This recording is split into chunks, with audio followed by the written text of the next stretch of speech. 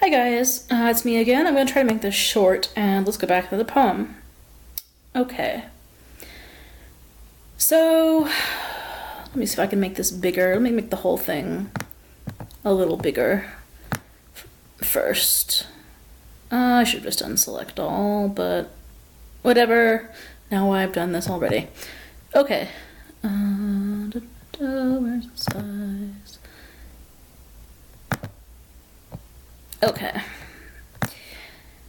So, basically with the way that it starts, the way that I am kind of doing long followed by short lines is very normal in free verse poetry. I mean, it really depends on the poet, but you'll find this a lot, especially in narrative poetry and especially in longer narrative poetry, which I write short poetry, long poetry, all different types of poetry. Anyway,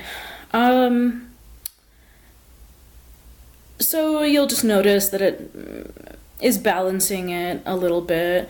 Here, clearly there's a simile. The tone of this starts out kind of existential and self-pitying. The mood and, I mean, again, mood and tone are something that are different in fiction. In poetry, I think tone is perhaps more, well, it's purposeful in fiction too. The mood is the mythos of the whole piece, which mythos you'll see when you're looking at dramatic elements which predate written poetry and fiction, and definitely influence both. So, like, the mood of this piece is kind of melancholy, but also funny.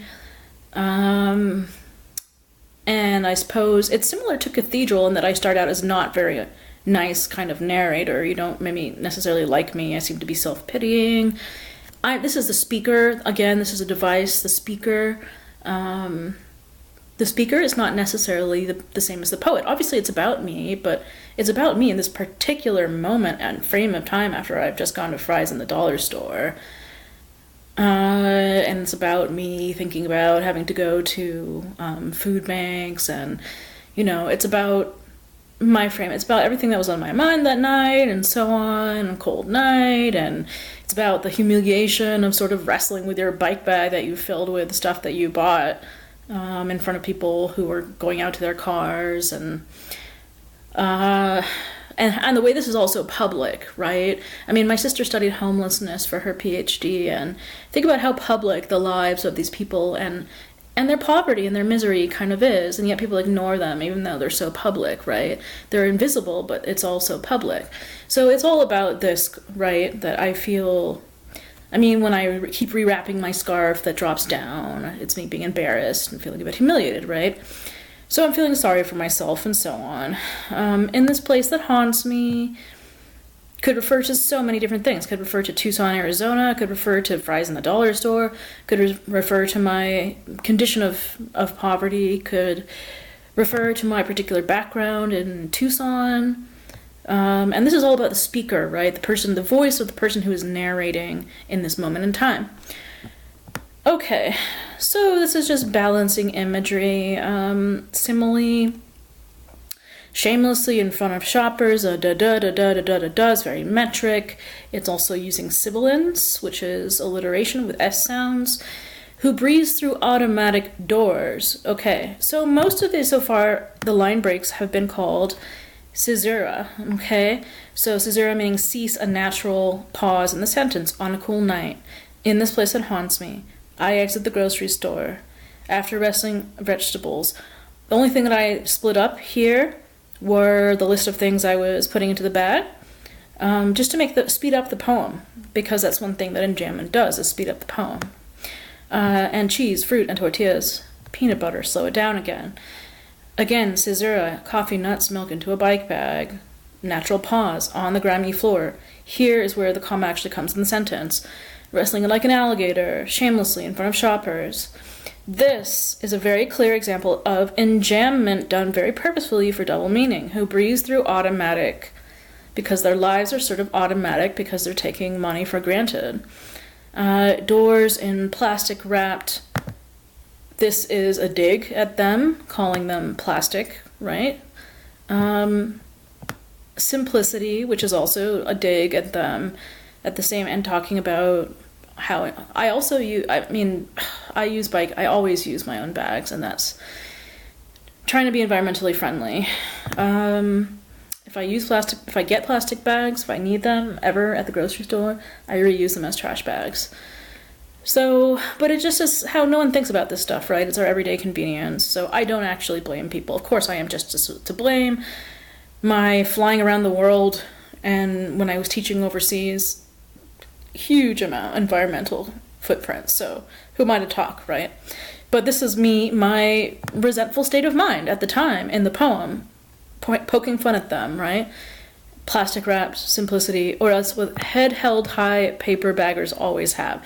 So here, again, there's a double meaning of the high of feeling good about yourself. Also the fact that when you're carrying a paper bag, your head is literally held high because it's in your arms in front of you. Yes, so it's just a bit of a joke. Not really making fun of them, because if I don't have my bike bag or another bag with me, and I'm not on my bike, I would get a paper bag. Okay, so in the dollar store next door, caesura, a woman confides in me, caesura, natural pause, even though it's not grammatically where you put a comma in the sentence, it's a natural pause. Then ducks, this is a double meaning. This is enjambment, splitting ducks outside the verb from where she's going, what she's doing from where she's going, calling her a bit of an odd duck, right? Her acting a little funny the way that ducks do. Every last trash can, again, the meaning in this, as well as the internal rhyme of last and trash, internal off rhyme. Caesura, natural pause. Hook, stuck. These are repeating sounds. It's not exactly a rhyme, but it's like an off rhyme. Natural pause. Intricate and pointless. This is enjambment, splitting up pointless and geometry. This line on its own, our lives are intricate and pointless, some would say, right? But no, I'm talking about my bike. Natural pause, natural pause, natural pause, natural pause, natural pause. Tiny triangles, this is enjambment, it's to speed up the poem. Also talking about how these vestigial things that are left over and unnecessary in our evolution, are very tiny things. For example, what is one? Like there are vestigial tails and stuff like this, like little tiny leftover bits that that weren't either bad or good, so we still just have them, right? But they're very tiny, they don't mean a lot. That's why it's calling attention to this by breaking it up unnaturally. Also, it breaks up the alliteration here, consonants, tiny triangles, right? Okay.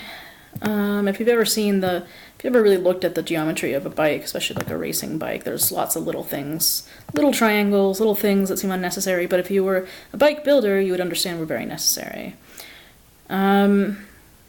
Okay, a brown-haired man with Bassett, this is alliteration. Hound eyes stoops to help me. I split this up basically to speed up the poem. It's enjambment, it's not a natural pause. It also makes you question what's coming next, which makes it more surprising. As we struggle to free, not a natural pause, double meaning. We are all struggling for freedom. Natural pause, natural pause, natural pause, natural pause, natural pause, natural pause, natural pause, natural pause. Natural pause is called caesura, like cease. Natural pause. Oh, again, these are all different stanzas, right? You notice that I'm switching. Here I'm talking about being in Fry's, putting stuff in the bike bag. Here I'm at the dollar store, and I'm talking about this kind of nutty woman and interesting woman, and I'm talking about feeling again struggling with my bike bag, like I did also at Fry's, and feeling humiliated that's in front of all these people, right? And then I talk about my bike and how I feel like it's my bike's fault. Okay, so this is about the man who's trying to help me with my bike, so this is more about the man. That's why it's a new stanza, like a paragraph of poetry. These kind of do have topic sentences in a way, right? You know, I'm at night, I set the scene, this is the setting. Again, the setting, set the scene. Again, I introduce the man immediately, so all of these actually do have kind of topic sentences. Okay, here I'm going into my thoughts about being thought of as poor by this man who's telling me that Thursdays there's a food line at this particular place. That's what he's telling me, right? To go to this food bank. Even though I'm just some person in the dollar store with my bike bag who bought some hangers and a drain cleaner or something. Because he identifies me as impoverished, which I feel indignant about because I feel like I'm dressed well, that, you know, I'm wearing a skirt, I'm wearing a dress and scarf and leggings and boots and coat and so on. But then I start thinking maybe he's got a point. This is the speaker directly, my internal thoughts, right? I say that I'm impoverished, speeds it up, and also adds more meaning to the second line and to the scholar class, particularly that I'm educated but impoverished, by breaking that up. Who just gave up, unnatural break, gave up drinking because it's expensive, like going out and stuff. Gave up sounds like I just gave up, right? Natural pause. Unnatural break because it draws more emphasis to the contrast of then saying bitter, right? Oh, sweet, as if this is sweet life also, but then you realize, no, I'm saying it's bitter. Natural pause, natural pause, natural pause.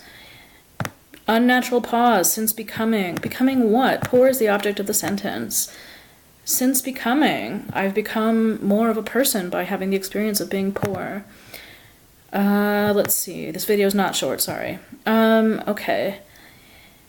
I have never been before this. I have never quite existed before having this other experience of being poor. But actually, I'm saying I've never been so healthy. Double meaning. How I luxuriate in this. Caesura, natural pause. Natural pause, natural pause, natural pause, natural pause, natural pause. Natural pause, you'll notice a lot of rhyme going on in here. You'll notice I try to make the lines look nice and so on.